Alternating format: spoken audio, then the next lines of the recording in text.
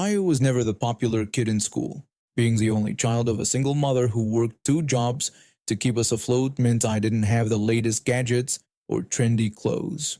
We lived in a small flat above the local chip shop in our tiny English town, and the constant smell of fried food that clung to my clothes didn't exactly help my social status. But all of that would have been manageable if it wasn't for him. The son of the local property developer, who owned half the buildings in our town. He started tormenting me from the first day of secondary school. At first, it was just the usual stuff, knocking my books out of my hands, accidentally spilling drinks on me in the cafeteria, making up cruel nicknames that somehow always stuck. But as we got older, things got worse, much worse. One day, I begged him to leave me alone, telling him I hadn't done anything to deserve this treatment. He responded by shoving me against the lockers, saying my mere existence was enough reason. He mocked my clothes, pointing out how I wore the same three shirts repeatedly, and suggested my mom couldn't even afford to do laundry properly. I snapped back at him, saying at least my mom cared about me, and asked when was the last time his parents were even home. That comment earned me the worst beating of my life. He caught me behind the gym after school with two of his mates. I ended up with 3 broken ribs and a concussion so bad I missed 2 weeks of school. The school nurse saw everything, but nothing came of it. His father was on the school board after all. After the beating, he threatened me, saying if I told anyone about what happened, he'd make sure my mom lost her job at the pub, reminding me that his dad owned the building. I kept my mouth shut. We couldn't afford to lose that income. The years dragged on like this until he finally left school when I was 17. I started coming out of my shell, made some real friends for the first time. Turns out I was actually quite funny when I wasn't constantly looking over my shoulder. My grades improved, and I even started getting invited to parties. But living in a small town means you can never really escape your past. He was still around, friends with some of my new friends, dating a girl from my year. I managed to avoid him mostly until that night at the pub when we were celebrating our exam results. I was having a great time with my mates when he spotted me. He approached our group and grabbed me in a headlock, asking my friends why they were hanging out with someone like me. One of my friends tried to defuse the situation, asking him to leave me alone as we were just trying to have a good night. He responded by tightening his grip and telling me that my friends only hung out with me because they felt sorry for me, calling me a poor little charity case. I could have fought back. I wasn't that scared little kid anymore. But then I overheard him bragging loudly to his mates about the party he was planning. He was telling them about how he had everything sorted in his car, 13 bags of cocaine, 30 pills, and some ketamine, boasting about how mental the party was going to be. That's when I knew exactly what I was going to do. I waited until he left, snapped a quick photo of his number plate, and made a call to the police.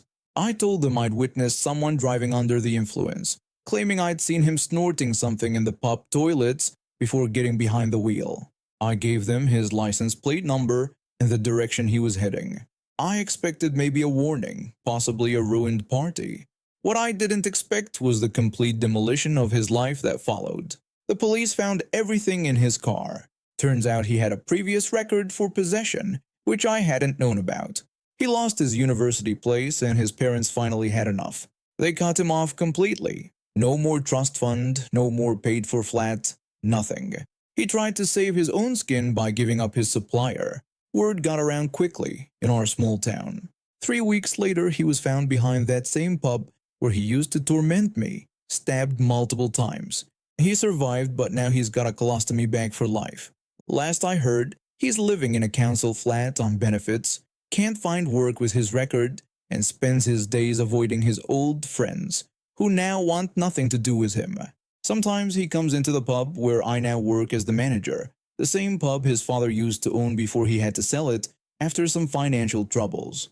He can barely afford a pint, and every time I serve him, I make sure to give him my biggest smile. I've been working as a mall security guard for the past 6 years.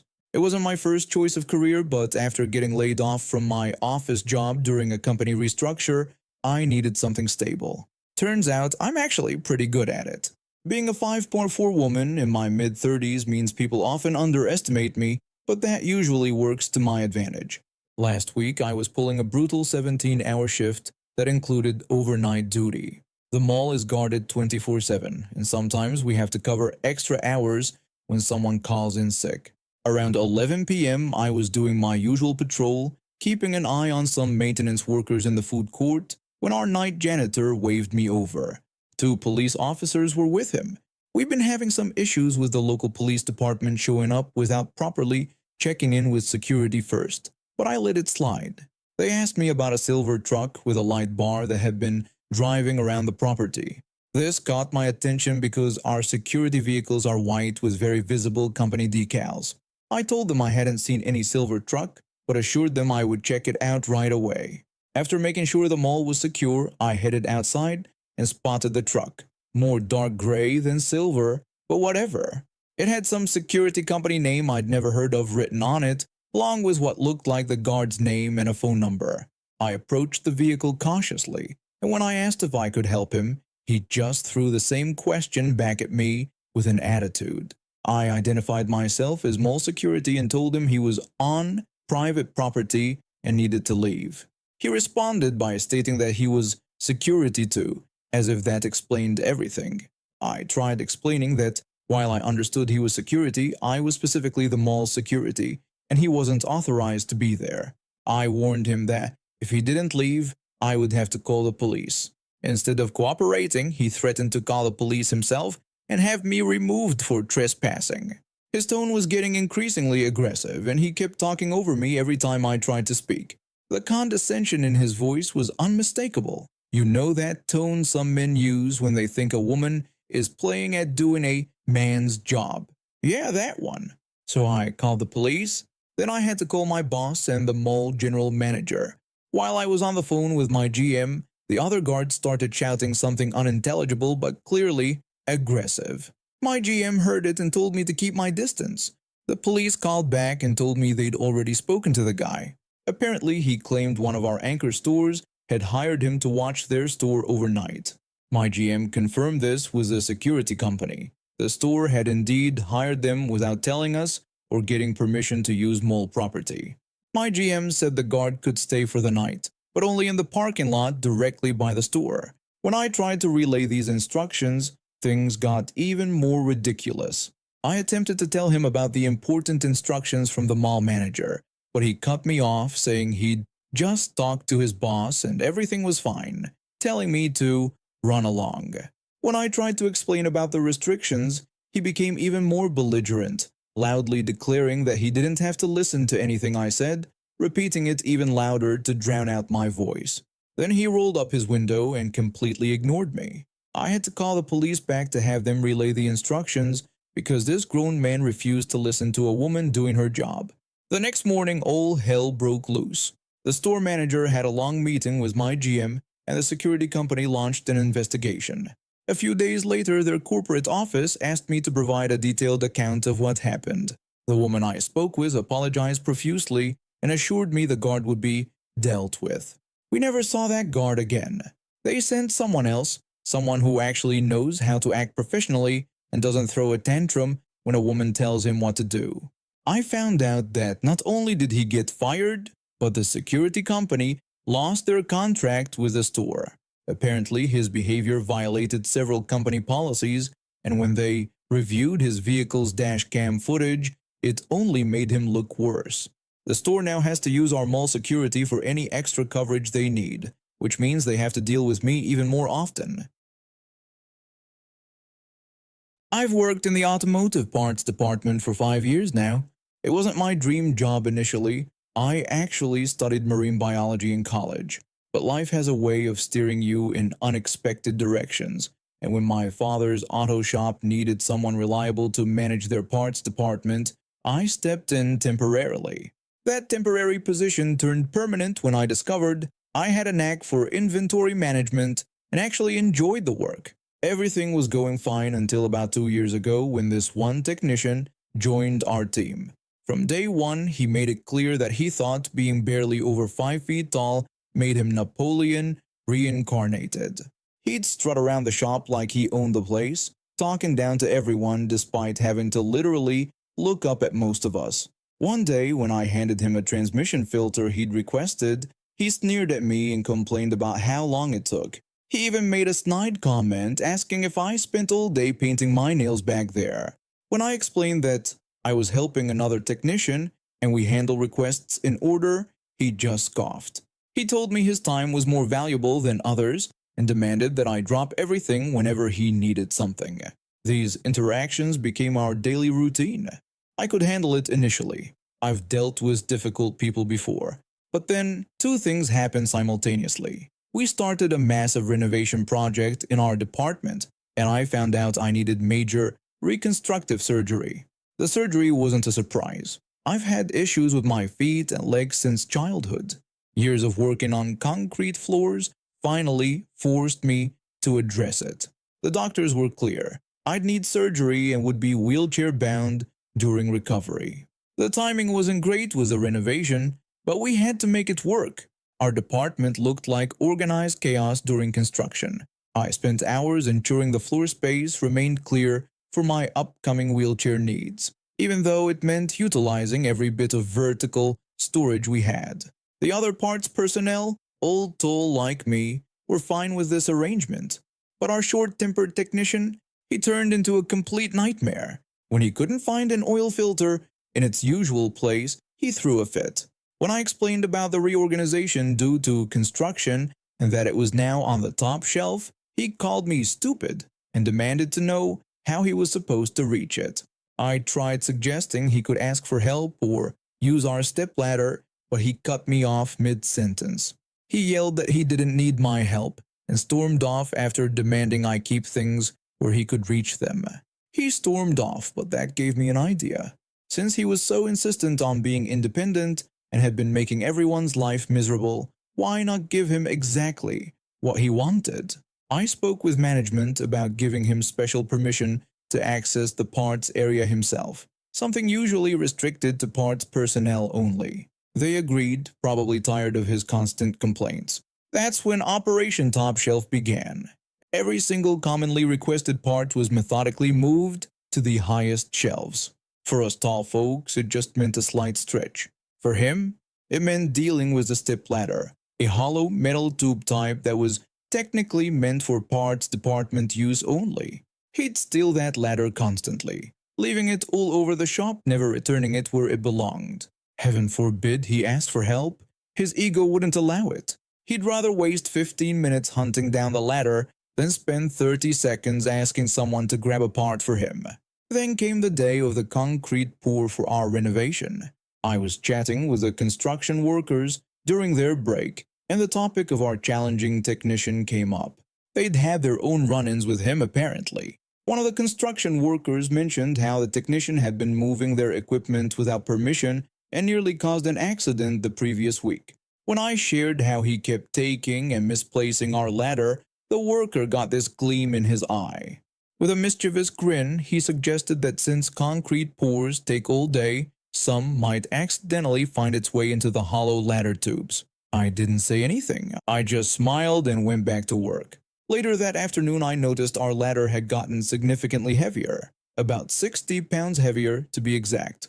The next morning was pure poetry in motion. I watched as he stormed into the parts department, spotted the filter he needed on the top shelf, and went for the ladder. When he tried to pick it up, he sputtered in confusion, demanding to know what was wrong with the ladder. I innocently replied that it had been working fine just yesterday. He struggled, red-faced, to drag the concrete-filled ladder across the floor. Too proud to ask for help, too stubborn to admit defeat. After 5 minutes of watching him wrestle with the ladder like a cat trying to carry a watermelon, I decided to twist the knife just a bit.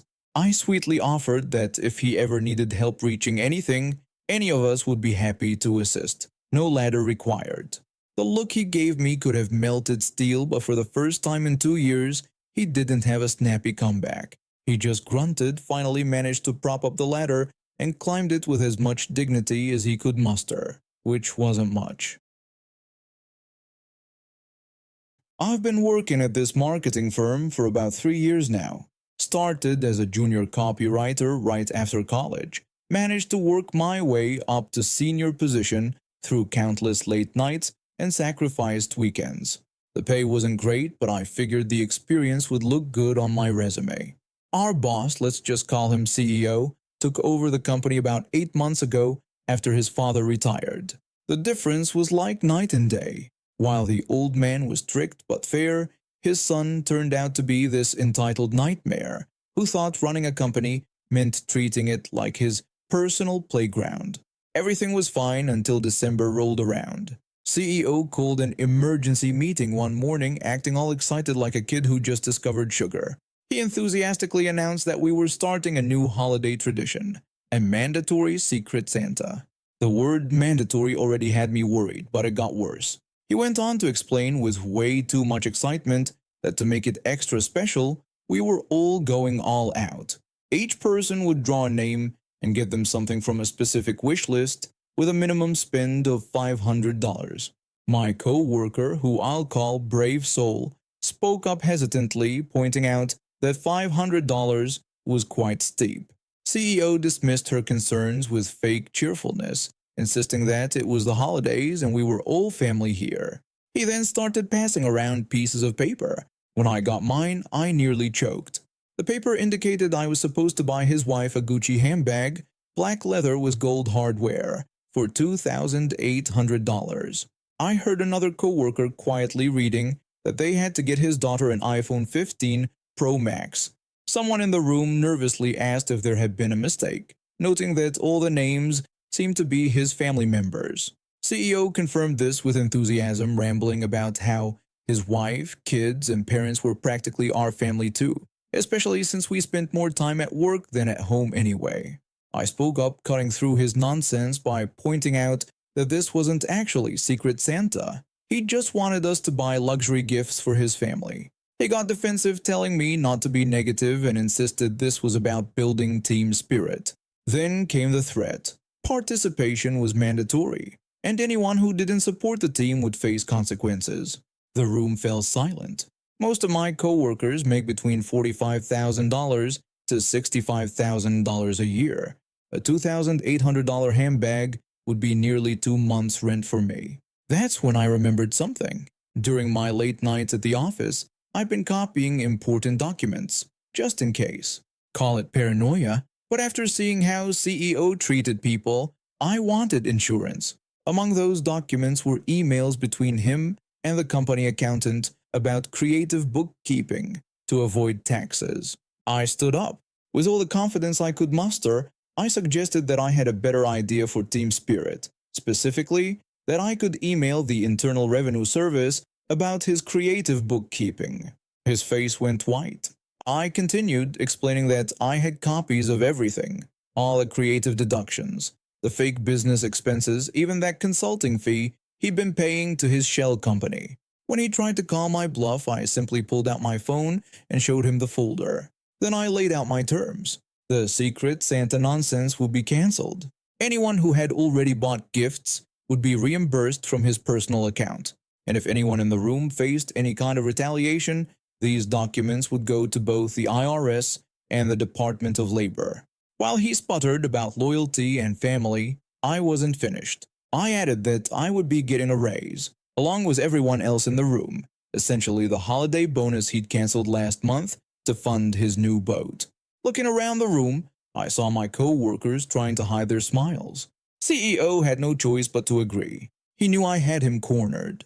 That was 2 weeks ago. We all got our raises, the Secret Santa scam was cancelled, and CEO has been surprisingly quiet lately. Word is his father heard about the whole thing and is considering coming out of retirement to help manage the transition. Turns out the best gift this holiday season wasn't a Gucci bag or an iPhone. It was watching an entitled boss realize he couldn't get away with treating his employees like personal ATMs. And those documents, they're still safely stored away, just in case CEO needs another reminder about the true meaning of family.